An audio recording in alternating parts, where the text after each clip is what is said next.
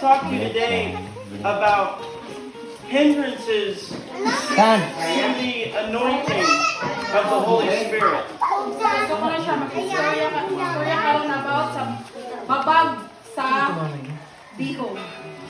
Paul, the apostle, even talked about a hindering spirit. So si Apostle Paul istorya gihapon about sa babag sa espiritu. He said that Satan hindered him. So si Satanas nagbabag kaniya. And so the devil wants to quench or stop the anointing in your life. So ang kaaway gusto nga mo babag sa bihog sa imong kinabuhi. If I were to ask any of you, you would say, I want the anointing. So kung mangutana ko sa imo, syempre mayroon dito nga gusto ko sa bihog.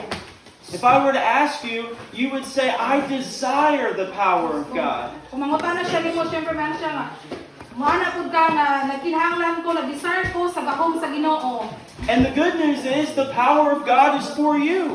So ang may balita kay ang gahom sa Ginoo para nimo. The anointing of the Spirit is for you. Ang bihog sa espiritu para nimo. And we're going to see that in the Word of God today. So ato na makita ron sa balaad nga kasulatan karon. That there's multiple passages So daghan kayong mga passages that show us that the power of the Spirit is for every believer. nga nagpakita nato ang gahom sa espiritu sa tanan nga nituo kaniya. So we're going to answer the question, number one, what is the anointing? So aton tubagon ng mga pangutana. Number 1, unsa ang dihog? And then I want to tell you the hindrances to the anointing of God in your life. So yapon istudi kaninyo ang mga babag sa dihog diha sa imong kinabuhi. So we're actually going to read two passages and then I'll pray. We're going to start with Isaiah 10:27. It shall come to pass in that day that his burden will be taken away from your shoulder and his yoke from your neck, and the yoke will be destroyed because of the anointing oil. So Isaiah 10:27. Og mahitabo ni adtong adlaw nga ang iyang palas-anon makuha gikan sa imong abaga, ug ang iyang yugo gikan sa imong liog, ug ang yugo pagabalion pinaagi sa pagtatambo.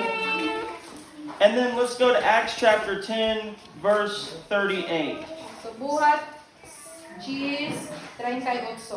The word says, how God anointed Jesus of Nazareth with the Holy Spirit and with power, who went about doing good and healing all who were oppressed by the devil, for God was with him.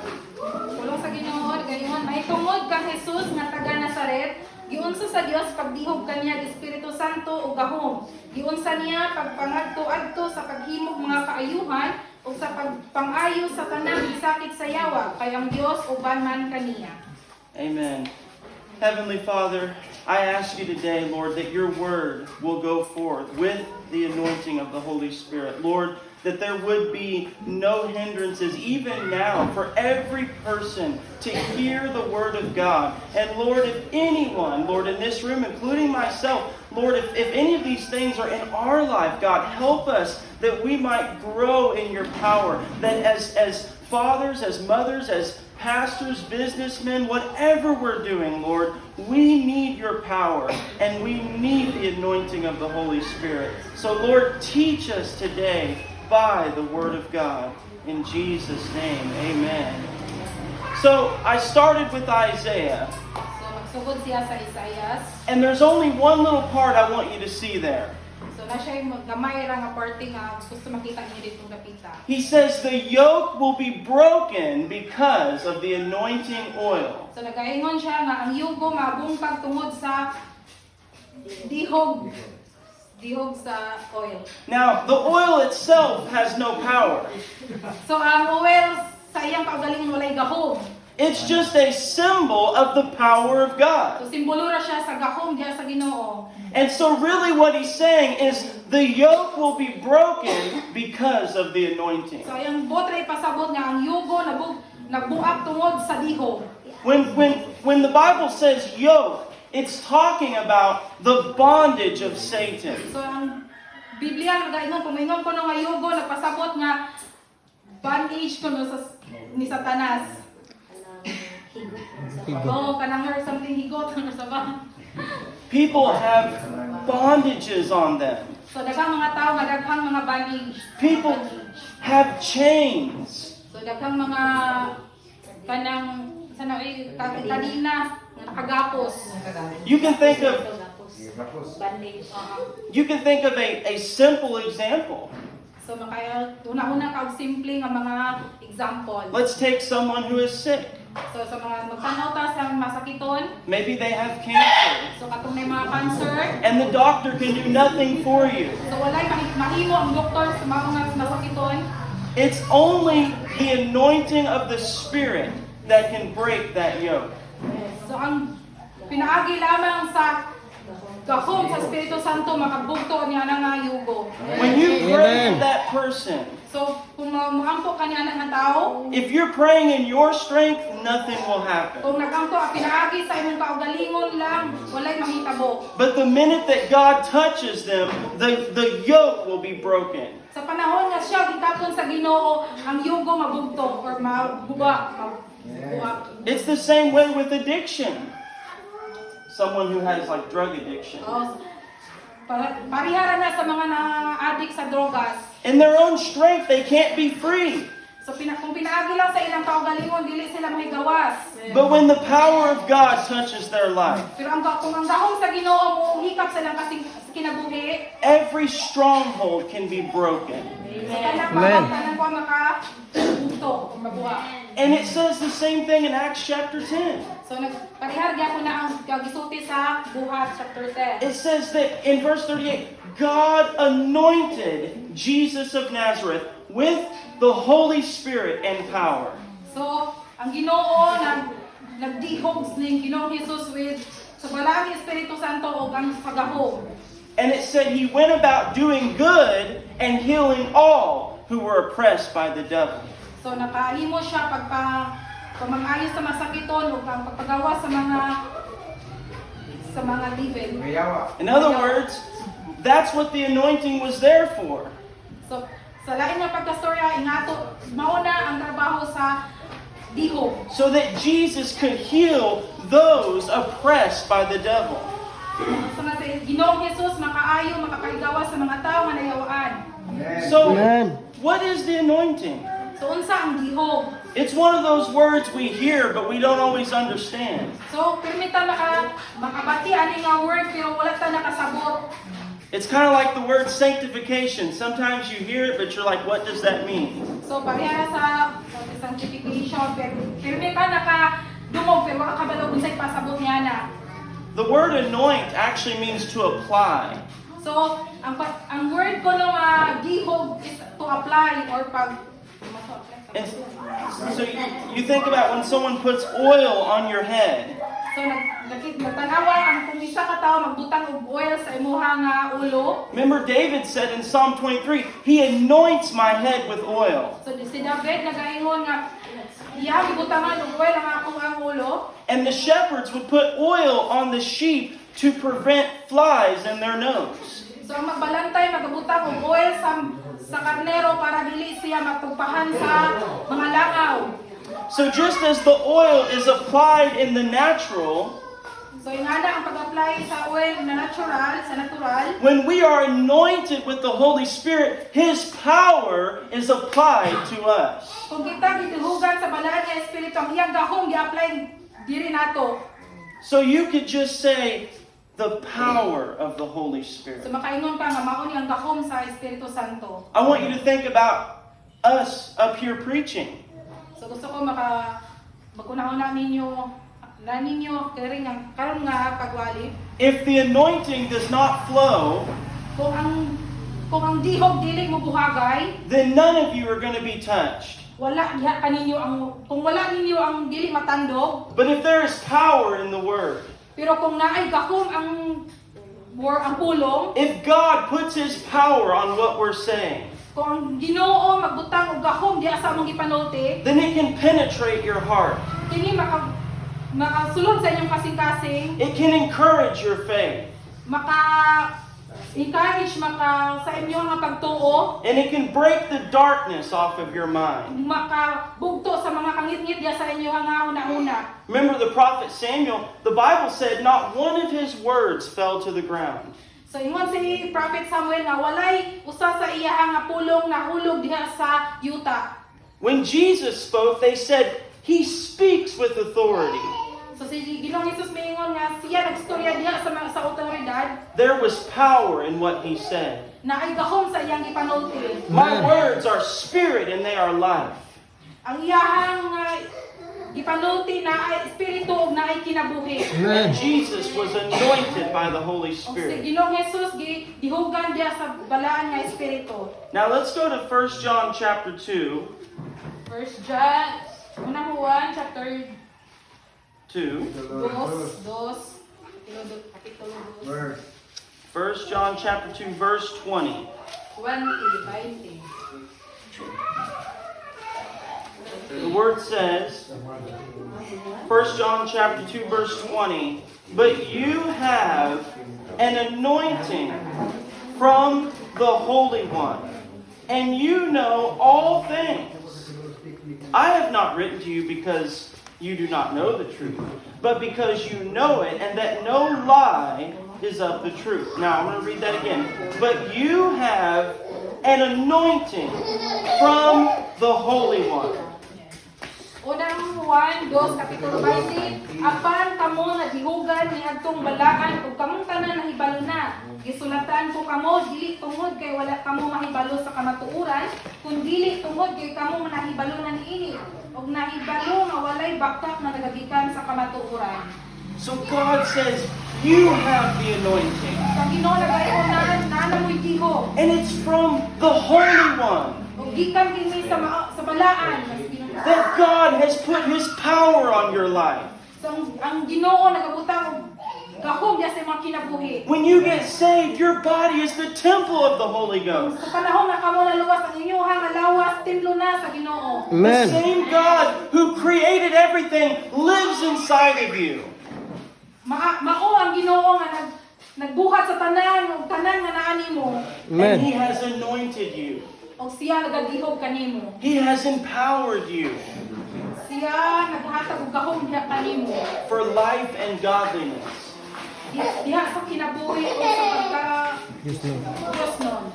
Now, let me read one more passage before we get to the hindrances to the anointing. Let's go to Acts chapter 6. Buhat 6. This one really stood out to me. Acts chapter 6. Let's go ahead and just go to verse 2 through verse 4. Verses 2 through 4. Then the 12 summoned the multitude of the disciples and said, "It is not desirable that we should leave the word of God and serve tables.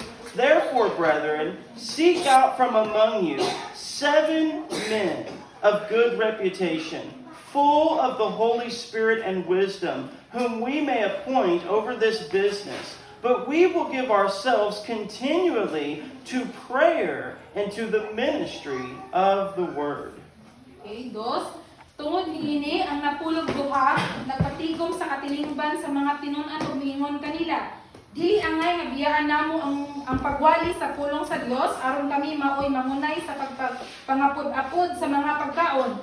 Busa mga igsoon, pagpili kamo 7 ka tawo diha kaninyo nga inyong hingmatud-an nga maayo, nga puno sa espiritu ug sa kinaadman nga atong ipahimutang niining buluhatuna. 4. Og kami magpadayon sa pag-atiman sa pag-ampo ug sa pag-alagad labot sa pulong.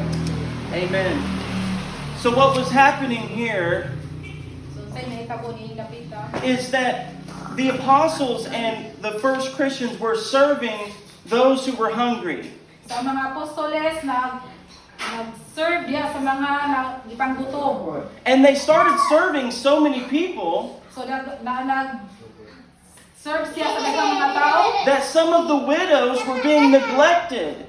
So daghan ang mga balo nga kanang wala natagad. They were saying, "Hey, we're not getting any food." So ningon sila nga wala mi nakakaon, wala mi nakapagpagkaon. And this is the part that really touched my heart. So, morning mga part nga nakapatandog silang kasing-kasing. The apostles, Ang mga apostoles.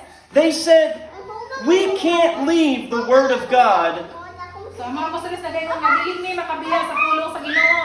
in the service of this. Tungod lang sa pagkapudapod dili mga pagkaon. We must give ourselves to the Word of God and prayer. So, atong ihatag atong kaugalingon sa diya sa pulong sa Ginoo sa pag-ampo. But here's the part that got me. So, di mao ni part nga nakapatandog niya. It says, seek out 7 men of good reputation, full of the Holy Spirit and wisdom. So, ana siya sa dress na maisod. Pagpili ka mong pito, katawag niya kaninyo nga inyong ikutudan nga maayo o puno sa espiritu o sa kinaadman. They were serving food. So, nag-serve sila ng mga pagkaon. And they said, these men must be anointed. So, nagyon siya, kaning mga tawhan na kinahanglang madihugan. They must be full of the Holy Kaning Spirit. tawhan na kinahanglang mapuno sa balay ng espiritu. This really shocked me. So, kining manakapasya niya. Something that might seem like a small task. So, para na niya nga, kanang gamay na siya nga task or buluhaton. But God says, if it's for my kingdom, you need my power. Ang Diyos nag-aingon na kung kini para sa gingharian na kinahanglan ka sa akong gahom. They said they must be full of the Holy Spirit. Nag-aingon siya nga kinahanglan sila nga mapuno sa balaan ng espiritu. And I think some of us have gotten this attitude.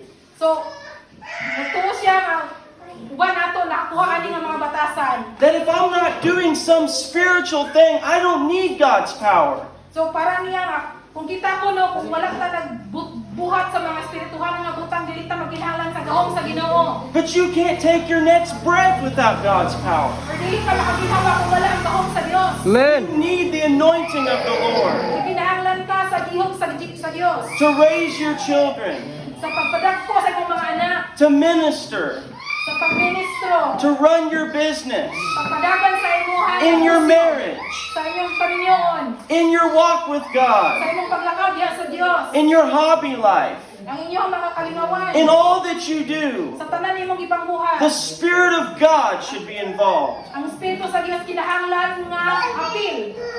Said they must be full of the Holy Spirit. Ingon sila ang tanan nga kinahanglan nga mapuno sa balaan nga espiritu. If what you're doing does not have God's power, it is worthless. So kung tanan imong gipangbuhat wala ang gawon sa Dios, walay kapuslanan. You should just go home.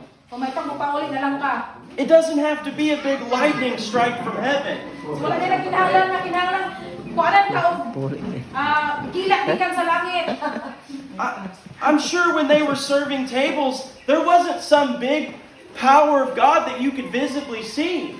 So kung katong panahon nga nag-serve sila sa mga lamisa, wala dili nimo makita nga naa ang gawon sa Dios nga makita nimo nga nagliho. But I'll tell you this, I bet they weren't complaining. So naging siya nga uban nila na nagreklamo, I bet they had the joy of the Lord. uban nila nga na ay kalipay niya sa Dios. They were saying, God, how blessed it is to serve this food. Nagaingon sila nga unsa ka bless nga mo serve sa mga pagkaon. Lord, we just got to help another widow. So kinahanglan ta butabang sa uban nga mga balo. And in all they did, they were full of the Holy Spirit. Sa tanan lang ipangbuhat puno sa balaan nga espiritu. You should desire God's power in every aspect of your life. Kinahanglan mag-isar ka sa gahom sa Dios sa tanang aspeto sa imong kinabuhi. Amen. Amen. So what are the hindrances to the anointing of the Spirit? Doon sa mga babag sa pagtihog diya sa balaan nga espiritu. One of the most obvious would be sin. So pinaka-obvious to no is ang sala. But I want to look at Samson. So about is Samson. Kinahanglan siya mo ni Samson. Samson was anointed by the Lord. Si Samson ginuhugan sa Ginoo. He had so much strength So kusgan kayo siya. that it was supernatural. So supernatural ang iyang kusog. He defeated, hundreds and thousands of men just by himself. So nakapildi siya ang mga thousands mga tao pinaagi lang siya sa kusog. He ripped apart a lion. So nakuha siya sa mga layon. He ripped the gates of the city and carried them. O yaswat niya ang gate sa syudad. Samson would have been almost like a real-life superhero. So si Samson po nung real life superhero. But here's the thing. Samson started to compromise. So mao ni nga butang si Samson nagsugod na og compromise. He met a woman So nakasugod siya og babae. named Delilah. So ang ngalan Delilah. And Delilah had lust for money. So si Delilah naw kwarta. And Samson was lustful for her. So si Samson mahigog ni Delilah. And so Delilah was given money by the Philistines. So si Delilah gatala kwarta gikan sa mga Philistines. And they said, find out his secret. So niya siya nga ginan siya nga sutaan ninyo ang sekreto ni Samson. Because see, Samson was the judge. He was the protector over Israel. So si Samson judge siya ang nagproteksyon sa Israel. And as long as he was in power, Israel was safe. So sa panahon kasi ni Samson nga nasa gahom say ang Israel safety o safe. And they told Delilah, find out his secret. So gisubog na si Delilah, sutaan ninyo ang iyang sekreto. And she started to ask him. So nagpadayon o nagsugod na si Delilah ang pangutanan ni Samson. She said, do you love me? Then siya, mahigugma ba ka na ako? Sometimes my wife will say that when she's being ornery. She'll say, do you love me? And then she'll pour Yakult in my throat. But Samson gave in to temptation. So si Samson, kuhan siya sa tentasyon. And after the third time, So, human sa katulong nga higayon. he gave his secret to Delilah. So, dito nga naging siya sa iyang sekreto magtukang Delilah. He said, my hair, So, yun siya nga akong buhok. that's my power. Mao na ang akong gahom. And Delilah cut his hair, and then she woke him up and said, the Philistines are surrounding us. So, mao to nga nakamata si Samson nga gipunta na siya buhok ni Delilah. Ipalibutan na sila sa mga Pilistino. And Samson said, I will go out just like before. So, mo si Samson, mabawas ko sama sa una. And the Bible says he did not know that the Spirit of God had departed. So, ang Biblia nagaingon nga wala siya kahibalo ang Espiritu sa Ginoo. Biblia na niya. The power of God had left him. So, ang gahom sa Dios, Biblia na po niya. And it came because of his sinfulness. Tungod lang sa iyang pagpakasala. This will happen in your life. So, may tabo ni sa atong kinabuhi. I'm not talking about falling down one time, Wa siya nagingon nga magsayop ka sa isa ka but lakad it's gayon. a slow compromise. So, kinay-hinay. It's a slow falling into sin. So, hinay-hinay nga pagkahulog nato sa sala. And then you find yourself, you're not witnessing like you used to. So, magkakuha na lang sa mong kinabuhi nga dili naman ni ako. You don't have a desire for the house of God like you used Wala to. na kay desire nga moadto sa simbahan. You don't see the strength in your spirit like you used to. Wala na kita sa kanyang kusog sa mga espiritu sa kanyang adto. Because you've allowed compromise. So, ni-compromise man ka. And sin will always drive you away from God if it's not dealt with. So, ang sala, mao'y nimbira mo palayo diya sa Dios. So that is a huge hindrance to the anointing. So, mao na ang pinakadako nga babag diya sa diho. And Samson was captured. So, si Samson na nadakpan. They poked out his eyes, So, wala na siya'y kusog. and he ended up dying pushing the temple. God gave him strength one more time, but it was the death of him. So, gatagan siya o isa ka sa Diyos. For some of us, this is literally a life and death situation. So, para nato, paano ni kinabuhi o kamatayon na sitwasyon. It is a serious matter So, seryoso ni nga matter nga to have the anointing of the Lord. kinahanglan ta na ang dihog sa Diyos. The second hindrance, and this is one that I have struggled with, and I think probably all of you at times, is distraction. So, distraction, mao ni kaduha nga babag nga di sa dihog. First Corinthians 7:35 says, serve the Lord without distractions. So, ang kwento na ngayon nga serve ang Diyos nga walay distraction. For a lot of us, we just get busy. So, kitang tanan busy. We wake up and we forget about God. Pag mata nato, nakalimutan ta sa Dios. And the thing is, if you're going to have the anointing of the Lord, you must seek God. Pero kung naa ang diyog sa Dios, muna ito ang pangita sa Ginoo. There's no shortcut. Walay shortcut, walay laktod. You can shout and pretend and do all that, but if you haven't been with God, there will be no power. So kung wala ka, If you haven't been with God, there will be no kung power. wala ka nagikuan sa Ginoo, walang gigahom. And so we get distracted. So, kailangan ka na-distract. And a lot of times it's not even a sinful thing. So, daghang mga muta ka, dili ko na maway ka na, dili ko na sala. It's just the busyness of life. O, kanang rason na din na mag-isip na kinapang kinabuhi. There's so much to do. Kakantang buhaton. And we say, God, I'll pray later. O, mga ka Ginoo, magpamura ko niya. But then later never comes. Pero amo niya, wala niya abot. And we wonder why we feel so empty. So, nahibulong ta nga nung walay sunod na to. Because we haven't been feeding on the Word. Tungod ka ito ang ginikuan ng balaan ng Our kasalatan. spirit is thirsty for a drink of water. Atong espiritu uhaw sa pagkudya sa balaan niya. I remember one day when Josiah was still here. Sa Josiah sa diha, dili pa siya. And he came home from one of the outreaches. Pagbitan siya dito sa bukid. And he told me, he said, brother, I got to go upstairs. Ganun siya, magtuko sa taas. He said, I'm thirsty. Ay naku, uhaw ko na siya. I need to be with God. Kailangan siya He had a really good day. So, good day ko na to para Josiah. But he said, I have to go be with God. So, kinahanglan siya kuan sa Ginoo. I need to be filled in my spirit. So, kinahanglan siya ma-feel sa Holy Spirit. And if you allow yourself to be distracted Kung inyuhan ko nung katubutan inyuhan kinabuhi nga ma-distract, and taken away from the secret place, ang na mo makistorya sa Ginoo, you will lose the anointing of the Lord. mawala ang dihog sa Dios. So, even when we're busy, we need to make time for prayer. Basta kung taliwala sa kung kabisi mo, kinahanglan ta magnaik panahon sa pag-ampo. It doesn't have to be hours every day. Wala kinahanglan og isa ka oras. It can be 15 minutes a day. Pwede ra 15 minutos. But at least you're consistent.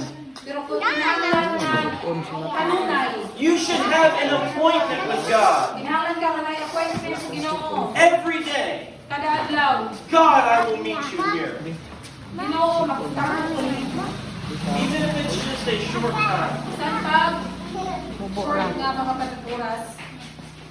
And I want to say this to all of you who are parents. So gusto siya gusto kaabot ninyo mga ginagawa. God's mercy is so great towards you. Amen.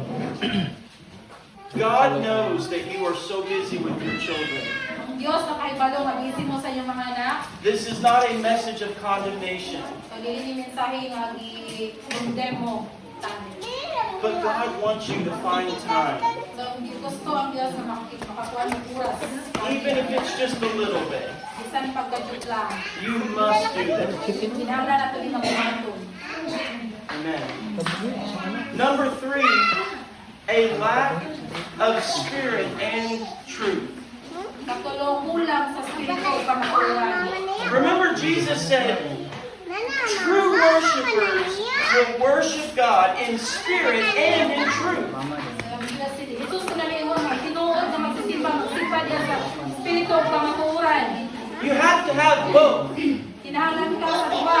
There's some people who only want the spiritual things, Maganda mga tao ang gusto ra ko ng mga spirituhanan na butang. but they don't want the truth of God's word. Dili sila gusto sa kamatuoran diya sa pulong sa Dios. They might sing a worship song, Mo kanta sila ng mga worships nga kanta. they might say praise the Lord, Ingon sila nga dalayo ng Dios. but when it comes to a hard sermon, Pero pag-abot ko no sa mga wali nga gahi, when it comes to the deep truths of the word of God, pag-abot sa mga lalong nga kamatuoran diya sa pulong sa Dios, they are lacking. kulang sila. So God wants you to have an interest in the truth. So, ang gusto sa Dios nga interesado ta diya sa kamatuoran. But then you have others who are lacking the Spirit. Dili pa sa kulang sa espiritu. They have head knowledge, Dahil sila ay kaalam, just like the Pharisees. pareha sa mga parisiyo, They had a lot of head knowledge, daghan sila og kanahibaluan, but they did not have the Spirit. pero wala sila ang espiritu. There was no true love for God. Wala sila ugma diha sa Dios. Jesus called them snakes and vipers. Tawag sila sa Ginoo og halas. Remember, even Satan quoted the Word of God. So remember si Satan nagkuhan sa pulong sa Dios. So you can know the truth and still not fully follow it. Posible nga makahibalo ka sa kamatuoran pero wala imong isunda. You can know about God and not know Him. Kaila ka sa Dios pero wala ka tinuod nga nakaila niya. There's a lot of people in the world who say they know God. So daghang mga tao sa kalibutan nga nagaingon nga kaila mi sa Dios. And if you ask them, they could give you some true statements. Kung pangutanon mo ni mangutana kanila, so dili sila makastorya sa tinuod nga mga But where is the Holy Spirit? pero asa ang Where is the saving grace of God? asa ang makaluwas nga grasya sa Ginoo. Where is the love for Jesus Christ? Asa ang hugman ni Ginoong Jesus. Spirit and truth. Espiritu ug kamatuoran. If you get out of balance, Kung imo ani nga ibalanse, it will hinder the anointing. makababag kini sa diho. I've traveled to a lot of churches around America, So naka-travel na siya sa daghang mga simbahan sa Amerika. and I've been to services where they will read Scripture. Daghang mga services na nagbasa sa scriptures. The church itself is so dry. Sa mga simbahan kuno Karena aku There's no spirit. wala ang espiritu. They don't worship. Wag dili sila mosimba. They're not humble before God. Wala sila nagpaubos na sa Dios. Jesus said they're lukewarm. Ginoo Jesus nga nagtanaw nga mura ra sila og warm, init. But I've also been to Pentecostal churches So dito na ko dito ko nakaadto ko siya sa Pentecostal nga simbahan. that will worship God and all that, but then there's no word. Simba ra kuno kung walay pulong sa Dios. And I praise God that's not this church. So nagpasalamat siya sa Ginoo wala ka siya dili nga Every simbahan. time I heard Pastor Mike preach, he reads the Word of God. So kung magwali ko na siya mubasa siya sa pulong sa Dios. Even though I don't know by his language what he's preaching, I know by the Bible what he's Bisan kung preaching. wala siya kasabot sa iyang istorya, magkabalo siya mahangigan sa Biblia. This morning he talked about sharing the gospel. Kaya punta nagsulti siya about sa pagbuwan sa balaan ano kanang. And he shared 4 or 5 scriptures. So share sa upat ka mga bersikulo. And just by me reading that, the truth, I knew what he was preaching. So nagbasa na kuno siya, nakabalo na siya kung sa iyang liwali. This is a church that wants the Spirit and the truth. Mao ni ang simbahan nga gusto og espiritu ug kamatuoran. We want the Word of God. Gusto ta sa balaan nga kasulatan. We want rich theology. Rich teaching about God. Gusto ta sa mga gipangtudlo sa Dios. And we should. O kinahanglan gyud na. We should want the Word of God. Kinahanglan gyud nga gusto ta sa pulong sa Dios. The knowledge of the Lord is precious. Ang kaalam sa Dios precious kuno. And we should want the power of the Holy Ghost. O gusto ta sa gahom sa Holy Ghost o balaan nga espiritu.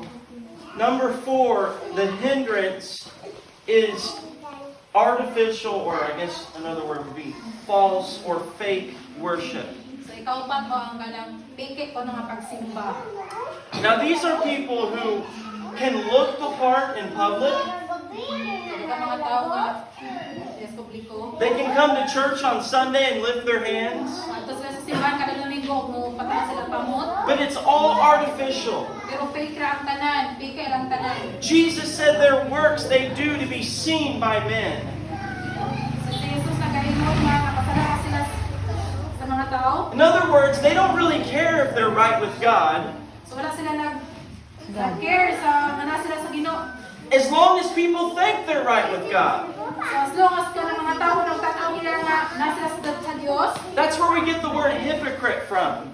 so mao kuno na gitawag nga hipokrito. It's the word that means you're wearing a mask. So nagsama nga nagkanang suot ka og maskara. You appear different than you really are. So, lahi ko no ka kung unsa ka. And remember in the Old Testament, they offered strange fire. So, sa Old Testament ko nagaingon nga strange fire. And when they did, God consumed them. So, sa katoy, burot sa Dios. He said, "You will not offer strange fire on my altar." So, ganahan sila nga ayaw mong pag-offer og strange fire diha sa altar. They were pretending to worship God. So, nagpretend ra sila nga nagsimba sila sa Dios. And God said, "It makes me sick." So, Dios nagaingon nga dili ko gusto ani. Remember, Jesus said the Father is seeking for the true worshipers. So, sa Jesus nagaingon ang amahan nangita og tinuod nga mga magsisimba. And Amen. if the only time you praise God is on Sunday, Kung Domingo ra ka mo pasidungog diha sa Dios, there's a problem. na ako na yung problema. I'm not talking about just singing. Sometimes we don't sing every day. So, dili wala siya nagpasabot sa pagkanta lamang. I'm talking about just saying thank you, Lord. Gusto, ang nagmuna-una siya nga, bisan pagstorya o salamat sa Ginoo. I mean, throughout your week, do you pray even just a little bit? So, sa tibuok ko nung simana, nagkampo bata, bisan kadyot lang. Monday through Saturday, do you acknowledge God? So, Lunes to Sabado, ipasidunggan na nato ang Diyos. Is Jesus a reality in your life? Si Jesus, realidad ba niya sa mga kinabuhi? I mean, we come in church on Sunday, we say, "Oh God, I want your presence." So, kada Domingo, magkita sa simbahan, may inyo Ginoo, naginahanglan mi sa inyong presensya. And God says, "This is the first time I've seen you all week." So, kabakong na ako makasugid Diyos nga, mo pa niya ang pirmirong pagkakita na ko throughout tibok simana nimo. You say you want me. Nag-ingon ka, gusto ko nimo. I mean, how many of you that are married, if you only saw your spouse one day a week, So, kamo po nga mga minyo, kung makita mo sa Ginoo, sa imong bana or sa imong mga pares ka isa sa isa ka simana, you would be concerned. so mahibulong gyud ka. I mean, unless there's a working arrangement, that might be different. But God wants us to have a daily fellowship. So gusto sa Dios na kinahanglan ka kada adlaw nga makig-fellowship diha kaniya. I remember a pastor who told a story. So pastor pa nila siya istorya. He was preaching a revival, So nagstorya siya about sa revival. and there were two young men on the front row. So may duha ka bata, natanong diha sa tubangan. And the one man was lifting his hands. So isa ka bata nung nag-isa siyang kamot. The other man was bowing down and never would lift his hands. So isa ka bata nung nagduko ra kuno wala nag-isa sa iyang kamot. And the pastor thought about the man who wouldn't lift his hands. So ang pastor ko na tuo dito sa tao nga wala nag-isa sa iyang kamot. He said, "Well, that man must be in sin." So kana nga batanon na sa sala. But he found out later So iyang na pagkataon-taon. that man had just been saved out of addiction. Ako nga batanon mo pa kuno pagkaluwas gikan sa addiction. And the reason he wouldn't lift his hands So ang rason nga wala siya ni pataas sa iyang kamot. was because he had tears streaming and he was bowing down like this and crying. Tungod kay nagahilak na dahil siya. He wasn't worried about his outward appearance. Wala siya nga una-una sa iyang mga tapat. He was weeping before God. So naghilak siya tubangan sa Dios.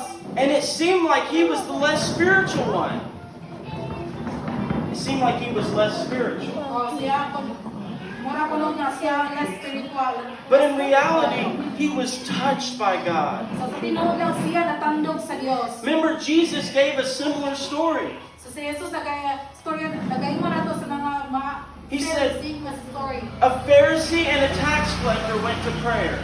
So sama sa Pariseo sa mga tax collector. And the Pharisee looked to heaven and said, "Oh God, I thank you I'm not like other men." So ang Pariseo ko rin sangad sa langit ang nagaingon nga salamat Ginoo nga dili ko para sa nila. I give tithes, I fast twice a week. So nahambog siya, naghatag ko sa nakapulo, nag-fasting ko, kaduha sa isa ka semana. But the other man would not even lift his eyes to heaven. So kato ko ng isa ka tao, wala ra ko na ni lukwan sa langit. He said, "Lord, be merciful to me, a sinner." So ningon ako na siya nga Ginoo, Loy ko. Loy.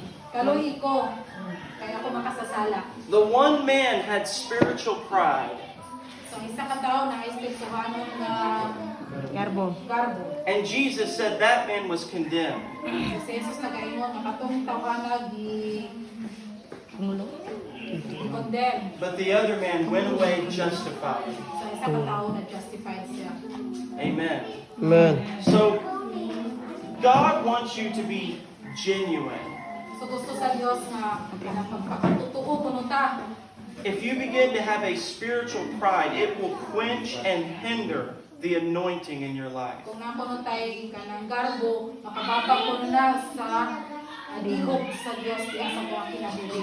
Now, don't hear me wrong. So ayaw mo siya kuana. I believe we are supposed to raise our hands. So kita tanan kinahanglan mo isa sa itong mga kapatid. The Word of God says, lift holy hands without wrath or doubting.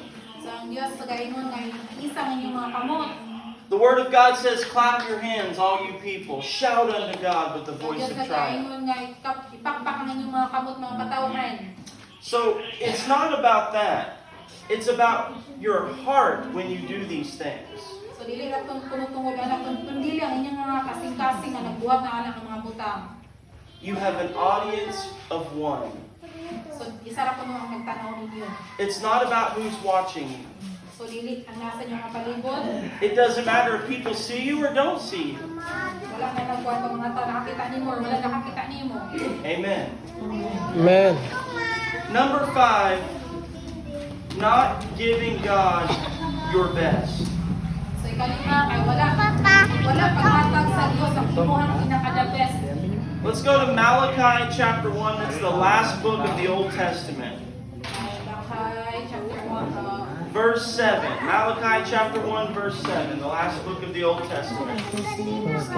The Word of God says, you offer defiled food on my altar. But say, in what way have we defiled you? By saying the table of the Lord is contemptible. And when you offer the blind as a sacrifice, is it not evil? And when you offer the lame and sick, is it not evil? Offer it then to your governor. Would he be pleased with you? Would he accept you favorably, says the Lord. So Malakias Verse 1 7. verse 7. Kamo nagahalad og tinapay nga mahugaw ibabaw sa akong halaran. Ug kamo na nag-ingon, sa unsang pagkaagi nga among giugawan ikaw, nga niana na nag-ingon kamo.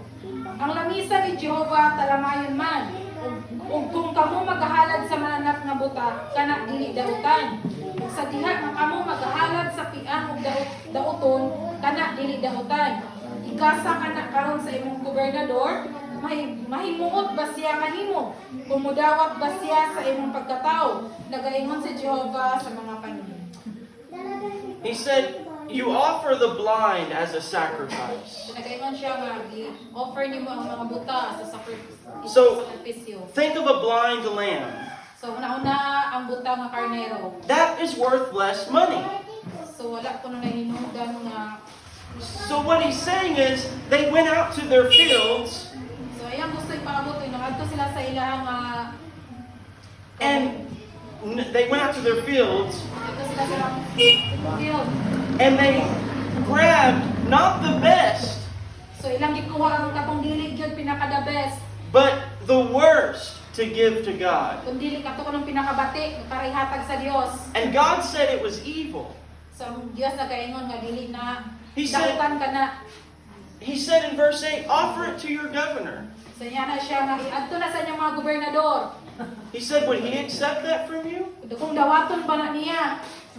In other words, when we give to God, So kung sa lain ko nga pagkastorya kung muhatag ta sa Dios, and I'm not just talking financially, kung wala siya lang ingon nga financially or kwarta, our whole life, at atong tibuok nga kaugalingon, we give God our best. kinahanglan atong ihatag sa Dios ang pinaka the best. Amen. If you're always putting God second, Kung mo lang ikaduha sa ang Ginoo sa imong kinabuhi, no wonder the anointing is hindered. dili ko no ka maibulong kung wala ang gahom sa Dios. Or You're showing up before the king, So nabarog ka tubangan sa hari. and you're not saying, God, here's my best. Dili ko na ka magaingon nga Lord, mao ni akong pinaka the best. You're saying, I'll give you what's left. Maingon, dili ko na ka maingon nga ihatag na ako kung unsa ang nahabilin. And God wants us to put him first. Gusto sa Dios na siya ang mauna. Now, it's interesting to me, this is the same book that talks about tithing. So mga ko na ang same book nga tudlo pinaagi sa kapulo. God talks about those who withhold what belongs to Him. Istorya siya ang tibuok kung unsa ang para niya. But remember, Jesus mentioned a little widow woman, So si Jesus nag-mention sa katong balo, and she gave 2 pennies. ni hatag siya og duha It was all that she had. sa lampig. Maurag to ang naa niya. It wasn't enough to even buy a little bag of chips. So di galit to kaigo nga ipalit og mga chips. But she came and she said, God, here's my best. So niya niduol siya og mingon siya nga Lord, mao ni ang pinaka the best, mao ra ang nakabili na niya. And Jesus said, she gave more than all the Pharisees. So niya na si Ginoong Jesus nga mas dako pa ang iyahang nahatag compare sa mga Parisiyo. Even though they gave a lot of money, Bisan patuod daghang kwarta nga ilang gihatag, but she gave her best. pero ang isa kabalo ni hatag sa iyang pinaka the best. What about the woman who broke the oil over the head of Jesus? So about sa kato ni babae nga ning buhak sa oil niya sa ulo ni Jesus. It said it was a year's worth of income. So mahalon kay ito nga perfume. And she broke it and anointed the head of So Jesus. yan nagibuak niya sa ulo ni Ginoong Jesus. The Bible said she was a sinful woman. So nagaingon ang Biblia nga ang babae usa siya makasasala. And she washed his feet with her tears and with her hair.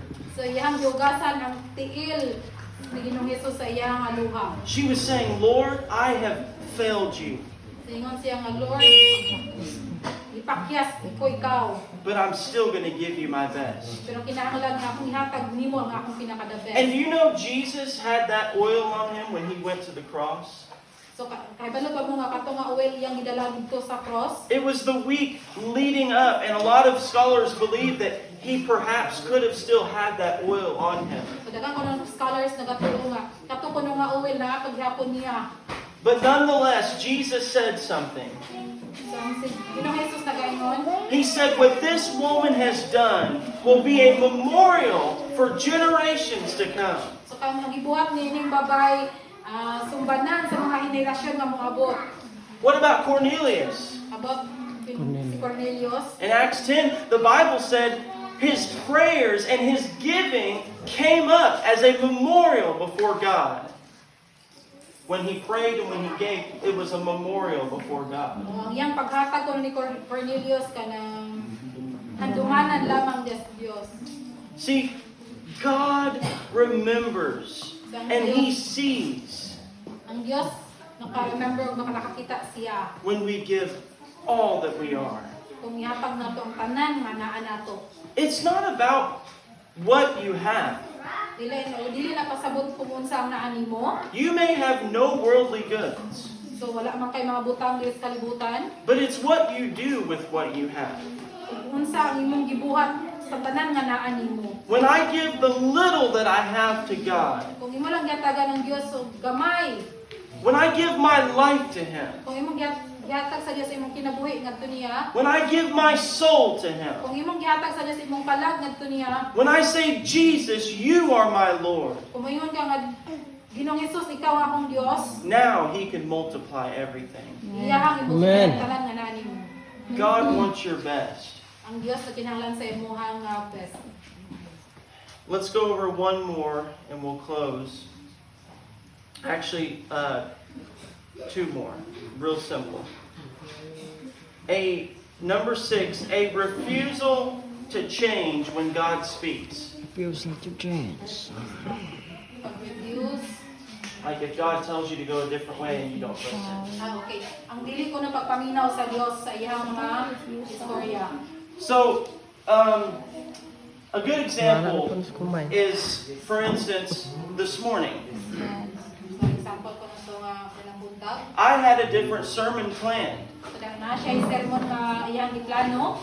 But as I was at church at Balago, Okay, sa panahon nga dito siya sa Balago, ilang buntag. the Spirit of God put this message on my heart. Ang Espiritu ko sa Dios, naghatag ani nga mensahe sa iyang kasing-kasing. And I started to see every scripture in my mind. So, nagdita siya mga scripture na siya nauna. Now, I believe this is the word God had for today. So, nagtuo siya, mao kini ang kinahanglanan nato karon. But if I would have refused to listen, Pero kung iya pa to nga wala pa to niya paminawa ang Ginoo. Maybe my other sermon would not have touched you the way this one might. So iyang i-prepare ko nga sermon dili ko na to makatouch kina dili sama ni ini nga gipadayag sa Dios niya. And God will do this in your life. Ang Dios magabuhat kini sa iyong kasingkat kinabuhi. You'll have a direction that you're going. Na ako mga direksyon mo nga sa kapadalong. And the prophet Isaiah said, if you go to the left or the right, Si propeta Isaias nagaingon mo adto ka sa wala ug sa tuo. in other words, if you get off track, Kung wala ko nung kay papadulungan, the Spirit of the Lord will say, this is the way, walk in it. ang Espiritu sa Dios nagaingon makining dalana diha kapag diha pagsubay. I want to give you Amen. another example. Gusto ko magkakaroon yung blind na example. When I came here in February, Kung sa panahon na nangyari siya pag-February, I planned, and me and Annalyn planned, that we would bring her back to so America. nagtanong ko na sa si Annalyn pa sa Amerika, yung balik sa Amerika. And that I would not come back here right away. Balik dire ngayon.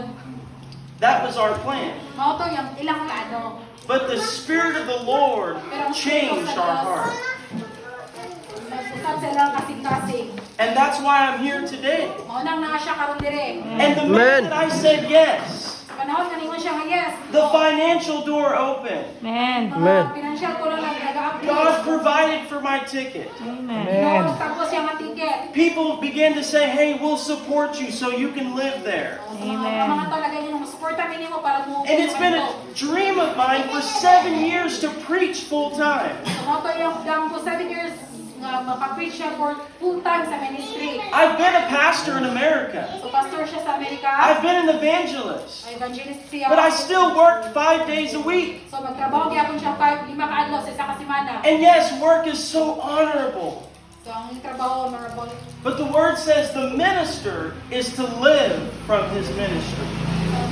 Kuno sa Dios nagaingon ang mga minister ko no kinahanglan magpuyo ka diha sa And so my heart was crying out, sa iyang kasing-kasing nagila. Lord, you know I want to give my life to serve you. So yan siya nga kung kahit ano ka nga gusto ko nga ihataw ko kinabuhi diha kanimo. And not only did he do that, So dili lang mga yang gibuhat. but he fulfilled my bigger dream, which was to be with my wife. Kaya ako nang gipulpil sa Ginoo ang iyang pinaka-big na dream. I have to be honest with you, it was scary weighing that decision. So, gusto siya maghahanas na dili ko na sayon pagtimbang-timbang sa mga desisyon. I left a job that I was at for 7 years. So, yung gibiyan yung trabaho, yung gitrabaho for 7 years. I had been promoted. So, na-promote na siya, I had won awards there. daka na siyang awards. I had a church that I had preached at every week for over 6 years. So, na siya simbahan, nag-iwalian every week, sulod sa unong katuig. And a full ministry in America. So, full ministry sa America. And not to include so many wonderful friends and family. So, napagid ko rin mga wonderful na mga amiga o pamilya. It was scary thinking, am I really going to leave all this? So, nag-una siya nga, mabuhi baka ko ani. But God gave us peace. So, ang Diyos na Amen. niya galinaw. The Spirit of the Lord said, this is the way you will go. So, ang Espiritu sa Diyos na gayon nga mauni ang dalan mo isubaya. And He confirmed it. Oh, yan to nag-confirm. And I have to tell you, the last 6 weeks have been so beautiful. So, last sa 6 weeks ko na siya dire, beautiful ko na maayo ko no. And I'm not even homesick. So, wala ko na siya ka-feel. Wow, praise Hilingaw. God. Amen. Yes, I love my family. Yes, I miss them, of course. Hilingaw ko siya sa iyang pamilya, pero But I really feel at home here. pinag-home ko na siya, feel niya, taga-diri na siya. And the Lord has opened the door of ministry. So, iablihan sa Diyos ang kanang Pultahan. pultahan sa pag-ministry niya. Amen. Amen. So we have to be willing to change when we have an idea and God says go this way. So, kinahanglan ko nung tao nga, willing ta mo usab kung lahi ang plano sa Diyos. Amen. Amen. The last hindrance to the anointing is that we simply don't ask. So, ang pinakalas ko nung babag diya sa lupa ng simple ra kanang dili ka mangayo. In Luke chapter 11, Sa Lucas, Jesus said, if you being sinful si Jesus nagaingon kung ikaw kuno makasasala, know how to give good gifts to your children, if you know how to give good gifts to your children, kahibalo ka, kung ikaw kuno makasasala, kahibalo ka mo hatag og maibutang sa imong mga anak. how much more will your Father in heaven give the Holy Spirit to those who ask. Ang pasma ko lang, amahan nga nasa langit mo, hatag sa balaan nga Espiritu tanan, sa tanan nga nangayo. And we see the apostles, they said, Lord, increase our faith. Sa ingon ang mga apostoles, Ginoo, pauswag ang among mga pagtuo. And we see in the book of Acts, Sa makabasa tanan sa libro sa buhat, they were filled with the Spirit in Acts chapter 2. so na puno sila sa balaan nga Espiritu sa chapter 2. But in Acts 4, Pero sa 4, sa kapito, they prayed. They prayed. nagkampo sila, And they said, Lord, stretch out your hand nag-ingon sila, Lord, Ginoo, and do mighty signs and wonders. o pagbuhat ng mga milagro, mga bulungang butang. And the word says the place was shaken and they were filled with the Holy Spirit again. Ug ang bala na kasalatan nagaingon nga ang lugar giuyog ug napuno sa bala nga Espiritu Santo. 1 Corinthians 12 and 7 says, the Spirit is for every man for the profit of all. So ang balaan ko nga Espiritu para sa tanan ug profit sa tanan. And it says in 1 Corinthians 14 that we should desire spiritual gifts. So nagingon ko na sa Corinthians na kinahanglan ta mag-desire sa mga espirituhanon ng mga butang. So start to pray for the anointing. So kinahanglan ta nga mo sugod pagampo para sa Before you do things, before ta mo buhat sa mga butang. say, Lord, I just pray that you will anoint this wedding that we're about to have. And God did. It was beautiful. Say, Lord, I pray that you'll anoint my day with my husband, my wife. Lord, I pray that you'll anoint my children as they go to school. Start asking God for His power in the practical things. So kinahanglan ta magsugod og pangayo sa Dios sa gapon. Amen. So let's go ahead and close. And do you want to come up here, Pastor Mike, and close out the service? As we close, you're welcome to come forward. And if there's things that, as I preach, you